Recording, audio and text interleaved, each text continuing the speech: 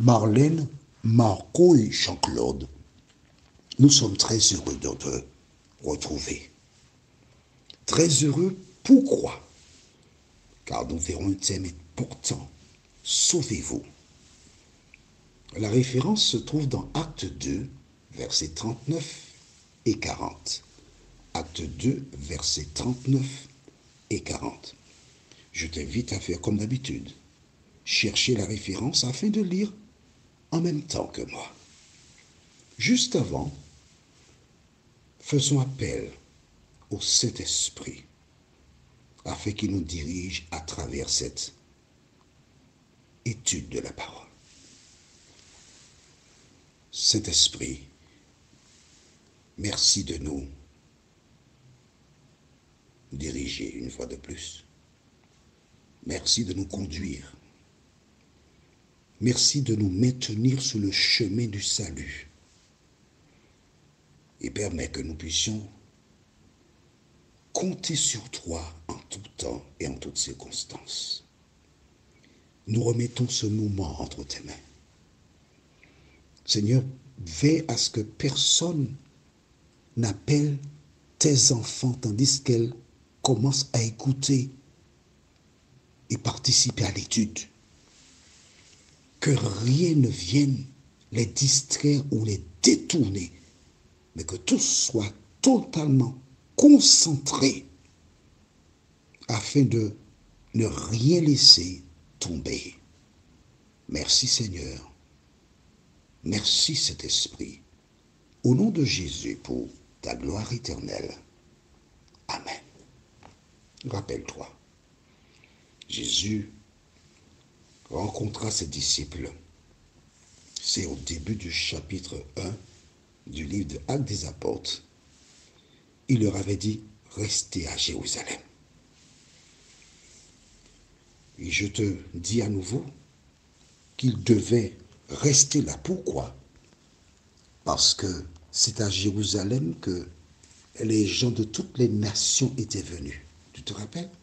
Alors aujourd'hui, on va lire les différentes langues. D'accord? Nous allons dans Acte 2 et nous lisons à partir du verset 9. Bon, on va qu'on à partir du verset 7. Ils étaient tous dans l'étonnement et la surprise. Et ils se disaient les uns aux autres, voici ces gens qui parlent. Ne sont-ils pas tous galiléens?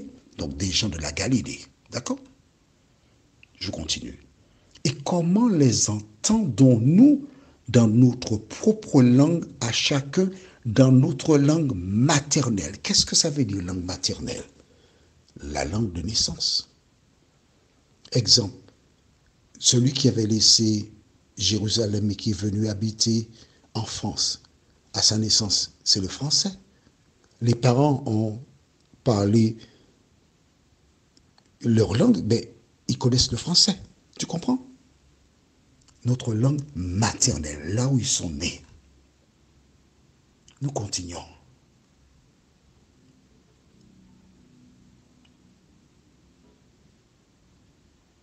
Parthes, c'est 1. Mèdes, 2. Élamites, 3. Ceux qui habitent la Mésopotamie, 4.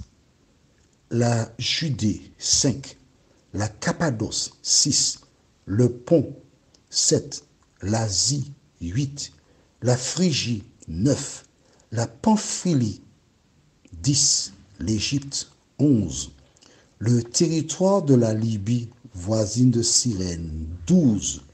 Ceux qui sont venus de Rome, 13. Et ensuite, Juifs et prosélytes, on les compte aussi, d'accord, 13, 14, 15. Crétois, 16. Arabes, 17. Comment les entendons-nous parler dans nos langues des merveilles de Dieu? Tu vois, arabe, c'est pas du charabia, c'est arabe.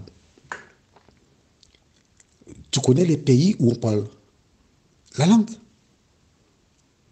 Tu comprends bien que ce sont des langues connues.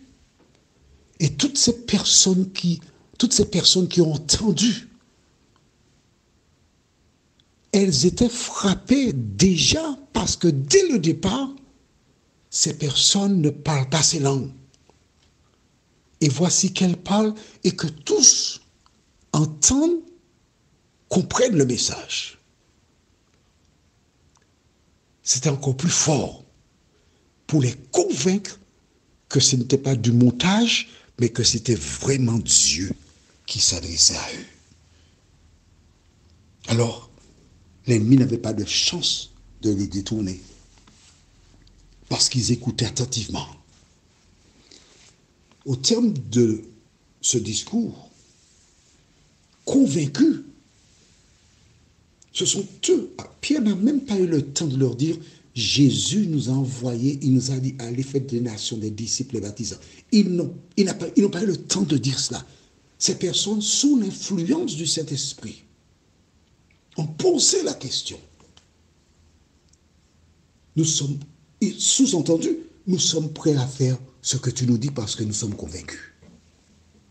Vois-tu, parfois, il y a des personnes qui tiennent des séries de conférences et qui parlent pendant longtemps pour convaincre des gens de se donner au Seigneur.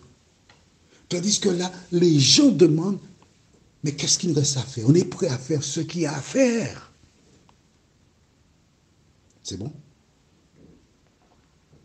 Et à cela, Pierre a répondu, repentez-vous. Première chose. Nous voyons que lorsqu'il s'agit de baptême, la première chose à faire, c'est se repentir. Qu'est-ce que se repentir? Se reconnaître pécheur, reconnaître ses erreurs, les identifier, faire le nécessaire. C'est-à-dire que si tu es en mauvais terme avec quelqu'un, lui demander pardon. Si tu as trompé quelqu'un, allez lui demander pardon et lui donner ce qu'elle devrait recevoir, etc., etc. Et quand tu as fini de te repentir, repentez-vous après la repentance et que chacun de vous soit baptisé. Pourquoi? Pour le pardon de vos péchés. Le fait de te baptiser, plongé, tu es lavé du péché. Et une fois que c'est terminé, vous recevrez le don de cet esprit. Alors, le Saint-Esprit, avant le baptême, il convainc les hommes de péché. Voilà pourquoi ces personnes ont posé la question à Pierre, homme frère, que ferons-nous? Qu'est-ce qu'il nous reste à faire? Deuxièmement, lorsque tu es baptisé, le Saint-Esprit entre en toi et vous recevrez le don du Saint-Esprit. Et quand il est entré, il prend le contrôle de ta vie. Alors lisons quand même les références du jour, les versets 39 et 40. Car la promesse est pour vous, pour vos enfants et pour tous ceux qui sont au loin en aussi grand nombre que le Seigneur notre Dieu les appellera.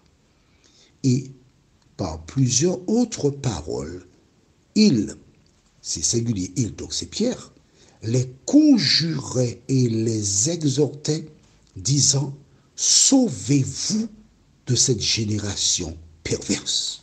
Mon ami, aujourd'hui, avec tout ce que tu vois, j'ai reçu récemment une petite photo où il y a une femme et un homme nus. Alors l'homme est de face, il y a un buisson devant ses jambes. Par contre, la femme est de dos et il n'y a rien derrière. Donc on peut voir le canal. On a inventé la journée du jardinage. Et on propose aux gens de faire du jardinage en nature, en costume d'Ève et Adam avant le péché. Aujourd'hui, différentes lois sont votées.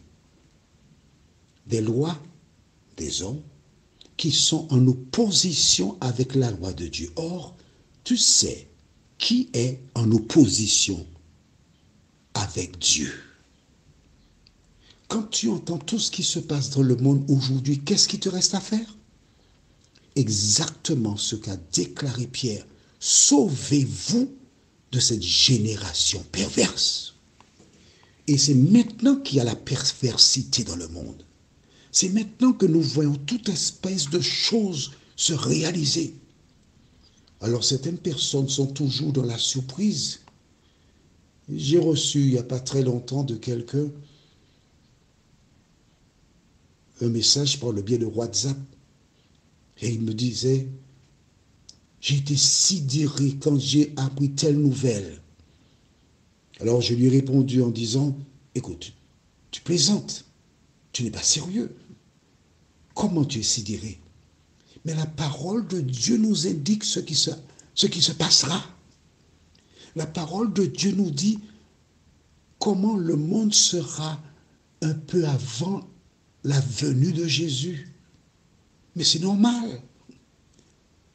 C'est normal que le monde soit dans cet état actuel. Et quand je dis que c'est normal, c'est-à-dire que c'est une prophétie qui se réalise. Et quand tu vois que ce que la Bible prédit se réalise sous tes yeux, qu'est-ce qui te reste à faire? C'est te lever promptement et faire ce que Pierre avait dit à ces personnes. Je relis encore pour toi au verset 40. Et par plusieurs autres paroles, il les conjurait et les exhortait, disant, sauvez-vous de cette génération perverse. Comment te sauver? Ce n'est pas en partant dans les bois, ce n'est pas en t'isolant, mais tu te sauves en faisant la paix avec Jésus. Tu te sauves en te réfugiant dans ses bras. Rappelle-toi, dans Deutéronome 30, verset 15, il déclare, vois, je mets aujourd'hui devant toi la vie et le bien, la mort et le mal. Alors, quel est ton choix? En attendant que tu te positionnes, je t'invite à prier. Notre Seigneur et notre Dieu, merci. Merci de continuer de nous éclairer. Merci de continuer de nous vivifier. Merci, Saint-Esprit, de nous convaincre et de nous diriger encore dans le chemin du salut. Seigneur, du temps de Pierre, il y avait certainement de la perversité. Mais c'était la perversité dans l'emballage. Mais aujourd'hui, la perversité est déballée. Aujourd'hui, nous avons dépassé, mais de très loin, tout ce qui se faisait par le passé. Oh Dieu, merci d'ouvrir les yeux de tes enfants. Merci de les éclairer. Merci de les aider à comprendre que ce monde est en train de passer et qu'il est temps de faire la paix avec toi. Seigneur, nous implorons une démonstration du Saint-Esprit afin qu'il soit convaincu et qu'il se donne à toi. Ces grâces, nous te les réclamons, non pas parce que nous en sommes dignes, mais au nom de Jésus et pour ta gloire éternelle. Amen. Nous verrons prochainement. J'ai été crucifié. C'est le thème et la référence, c'est Galates 2 au verset 20. Galates 2, verset 20. Que l'Éternel continue de te bénir.